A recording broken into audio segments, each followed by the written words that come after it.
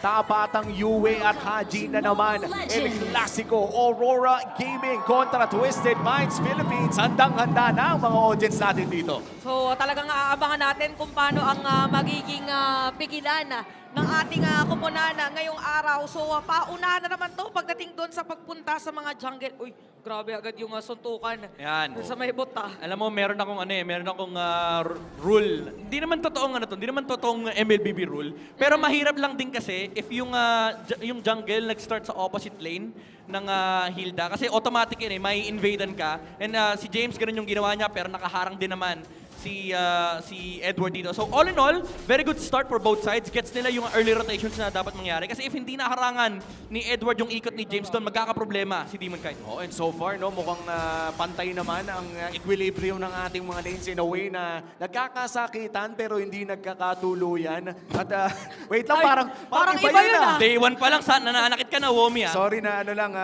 Nadala nailusot lang, naidala lang. Masaya naman tayo ngayon at makikita natin sa paglabas ng pinakaunang turtle pa ata magkakaroon ng suntukan dito. Oo, tsaka ano to parang yung sinabi nyo kanina, because of the heroes din na pinili ng Aurora, dalawa yung napilitan na mag-purify for the side of Twisted Mind. So napaka-crucial na agad yan. So parang medyo malilimit yung sabihin na nating movement na pwede lang gawin. Yung mga aggressive movements na pwede manggaling sa kanila. And do take note na medyo requirement din sa kanila na mapigilan yung early game snowball na kakailanganin ni Demon Kite and ni Doming Kite para si Renji. Parang siya pa nga yung gusto ko muna. Grabe yun, no? Grabe yung mga pokes agad. Pero ito, ramdam na ramdam mo yung calculated ba na aggression para sa ating dalawang kupunan. Parang alam na alam nila kung saan talaga pupwesto at makakasalubong yung kanilang mga kalaban. Tsaka parang kanina kasi nagkatabi si Yawi at Rene J. Sinabi niya, papakita ko na yung Joe! Nakakaalaman ng assets, suwi naman first blood ni Demon Kite. Pero makukuha ni Epi the King yung pagong habang hinahabol ang ilan sa mga players. Mainit ang nangyayari pero parang hahabulin at pupuntahan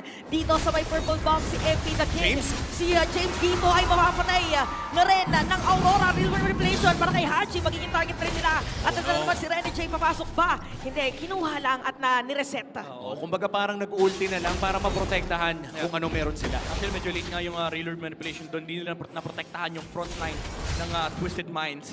Even though naging maganda yung attempt ng Twisted Minds doon, nakuha ni MP the King yung pagong. It's still the momentum na pwedeng makuha dito ng Aurora. Na yun yung nakakatakot na factor dito dahil hawak din nila yung Suyu at Granger. Pagdating ng mid-game, napaka-delikado na itong dalawang heroes ito. Pero gusto ko na-highlight yung ginawa ni MP the King kanina, yung hindi mo tinitira yung turtle, mas malaki yung retribution damage, din sabay yung passive and yung proc ng retribution. May kasama pang shuriken, kaya nakuha niya kahit ang layo niya sa turtle. Kaya pala kasi akala ko kanina para nasa akop na ng side ng Aurora. Pero wait lang, nakita natin yung Amtay Glorious pathway. Nalatagan pa! Nahiwin ng card. Ready J with a kill. Ang Aurora ngayon, 3-0. At lumalaki pa ang lamang ng Aurora Gaming. Napakaaga pa lang, 3 minutes, 3 kills. Parang every minute of this game ay nakakahanap sila ng potential opening sa Twisted Minds. Yep, very explosive yung laro nila. Kahit yung Hylos hindi nila nare-respeto kasi nga malaking problema din yung Hylos eh.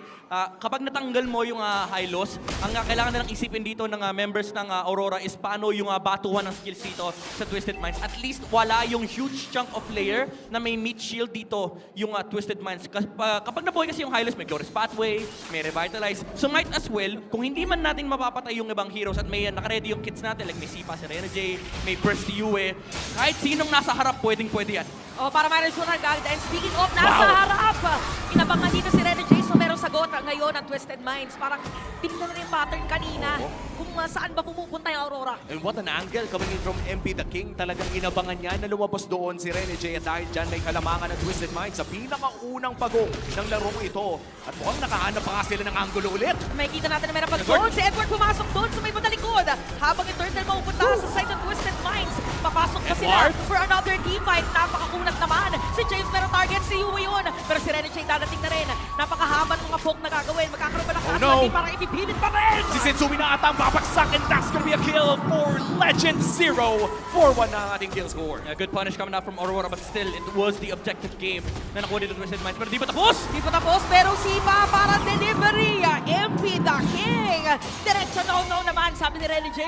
Gumante. Nakita niya kanina, nakaisa. Hindi pwedeng walang ganti ang The Hitman. Sabi kasi ng Aurora, may opening eh. Yung Twisted Minds, nakuha yung pagong, kaso in-exhaust lahat. Nag-sprint yung Hilda, pa, nag-real world manipulation, nagamit yung Glorious Pathway. Kumbaga, after nun, kahit wala nang objective na makuha dito yung Aurora, pwede pa sila lumaban. And pasok pa rin doon sa idea kanina na kahit sino makita ni Rene J, as long as kumpleto yung kits, nagkataon lang, yung Hayabusa yung natagpuan nila. At yun yung pinaka hindi mo gustong mangyari. No? You don't want the Hayabusa dying. You don't want the Hareth to die. And for Twisted Minds, hindi pa naman ganun kalaki ang gold lead ng Aurora MLBB. No? Kayang-kaya pang bumawi. May pangalawang pagkumpa na pwedeng paglabanan at patagal-tagal pa bago lumabas yun. Tsaka mapapansin mo sa dalawang teams, parang ramdam mo na parang anytime, alam naman talaga nila kung ano yung gagawin nila. Nagkakataon lang na nauuna yung isang team. So parang ang pinaka-inaabangan nila ngayon is, okay, parang nandito ngayon si Demon kahit sa may bottom lane, ano pwede natin gawin sa other lanes? Yep. Ito na ang timing na hinihintay dito ng Aurora. Kompleto na yung Skypiercer sa side ng Granger. Dominant is now huge threat kasi yung follow-up nandyan. With, yung setup pala nandyan. And ang tindi rin ng follow-up ng Aurora, yung Soul Saver damage pa na kailangan tindihin dito ng Twisted Minds. So even si Sensui, hindi siya comfortable in terms of just sitting in the front line kasi napakataas ng damage output ng Aurora ngayon. James! Oy, ito na naman yung mga kasalubong, parang hinakap na si Demon Kite, pero makakadoming Kite pala kasi nag-flicker out. Habang si Renny J mag-flicker out na rin. Yung mga players naman Twisted Minds, ang mababa-atras, ginamit ni Revitalize, napakakunan ni Edward, kaya naman Demon Kite ang makakakuha ng kill. HP percent damage kasi kahit gaano kakunat yung Hylos doon ay binigyan na lang talaga pero yung Hayabusa yung multi na rin pinagting makakalis naman and this is still Twisted Minds looking for the opportunity outplayed! Grabe yung mga sagutan na nangyayari dito. Si Outplayed na si na rin. Na another one. James naman, nahanap dito si Yue. Habang si Domen kahit sumisira lang ng tore dun sa may bandang itaas.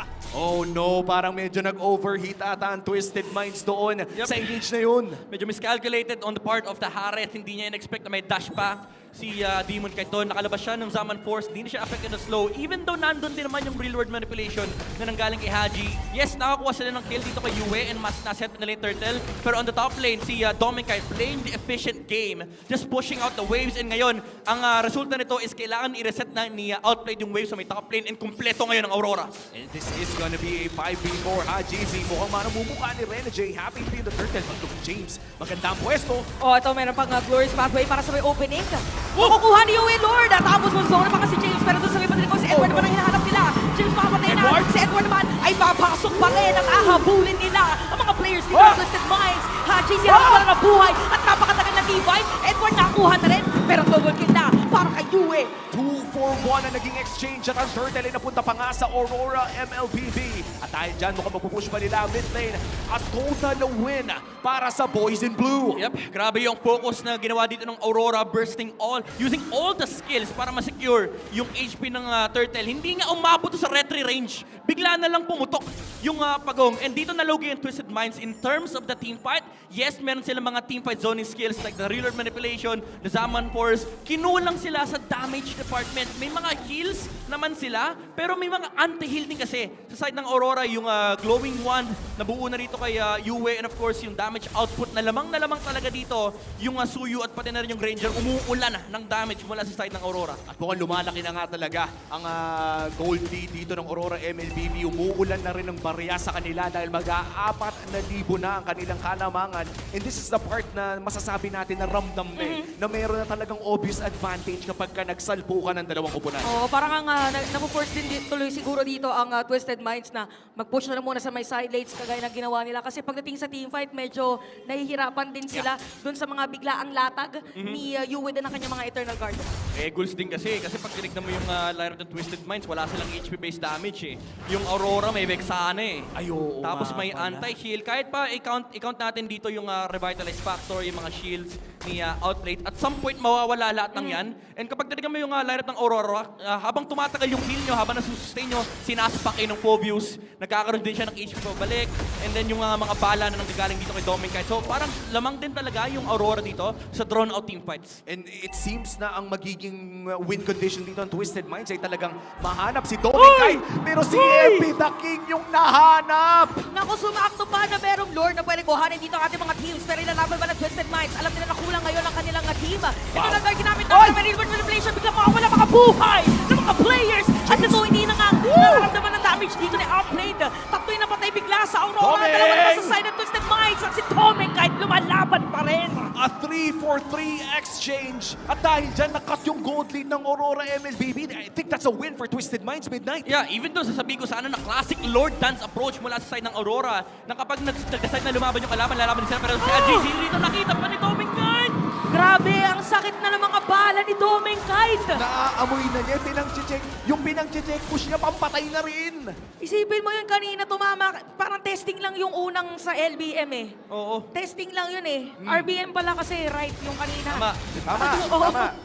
Tapos after nun, okay, natansya na niya kung saan talaga. Ang ganda nung approach eh, parehas sila bumitaw sa Lord, parehas sila nag-commit sa isa't isa. Kaso yun nga lang din talaga, ang problema, kulang sa damage output dito yung Twisted Minds. And wala rin si MP the King at that moment. Pero again, sila pa rin naman yung nakakuha ng advantage kasi yung positioning dito ng Aurora medyo punishing din for them. Nagsabay yung Zaman Force under the Reload Manipulation, sinayawan sila ni Outnate, and yung mga damage dealer na kailangan ng Aurora, nandun sa likuran, dinozone ni James.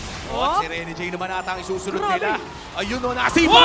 Ay! Shoot! Na-try si Rene J pero napatay. Dito si MP. Ayan, hindi. Joke lang po yun. Joke lang po yun. Eto Hindi na. po yung totoo. Eto na. Ayan na. Sa totoo na to. Totoo na to, guys. Okay, ang inaayos po natin ang ating mga... Dine-decipher lang natin. Dine-decipher lang natin ang ating data ngayon. Pero Saka Morse code yan eh. ang nakikita natin ay mukhang magkakalungkot pa nga. Ayan na, nakikita na nga natin. Off! Yan, napigilan. Nagamit yung Eternal Guard. That's na ginamit na rin. Habang si Edward nangaharap, hinahabol at pinapalayo nila ang mga players ng Twisted Minds. Kaya nakapwesto siya ngayon sa Lord. Grabe si Yui, nag-fade away. Binagsak yung Eternal Guard sa Glorious Pathway, sabay flicker out. At doon mo makikita na talagang hawak na ng Aurora MLBB. Ang larong ito ay 6.6k gold lead. At hirap na hirap na ang Twisted Minds with one inhibitor down as well. And medyo mahirap na no, yung ganito. Kailangan talagang only death muna. Oo, tsaka again no, sa POV ng Twisted Minds, kahit nasa base sila ngayon, hindi sila pwede lumabas kasi may nagbibilang niyan, nag-usap sila kanina, may sipa pa si Rene J. Tapos sasabihin ng kampi niya, meron, sige, base muna tayo. Uwi muna tayo saglit. Delikado. Mahirap. Def na lang. Makikita naman talaga natin no, in terms of abilities naman to defend. I'd like to think na maganda pa rin ang clear speed dito ng Twisted Minds. You have Haji Z with of course the real world manipulation. Ang downside nga lamang nito ay kung mag-clear sila ng maraming minions, yung panglaban nila. Okay na. Okay, yung panlaban nila, yun din yung pag-clear nilang minions. Practice lang, Practice lang. Pagka gano'n na medyo pwede natin sabihin na pwede na tapusin ng Aurora kapag nahuli kanina si James. Pero tingnan natin kung matatapos nga ba ng Aurora dahil merong Lord. Dito sa may bottom lane, masisira nila yung Torres sa itaas. One inhibitor turret na naman ang nawala para sa kanila. Mid lane na lamang ang natitira. Pero mukhang agaran din naman nilang mapapabagsak ang Lord.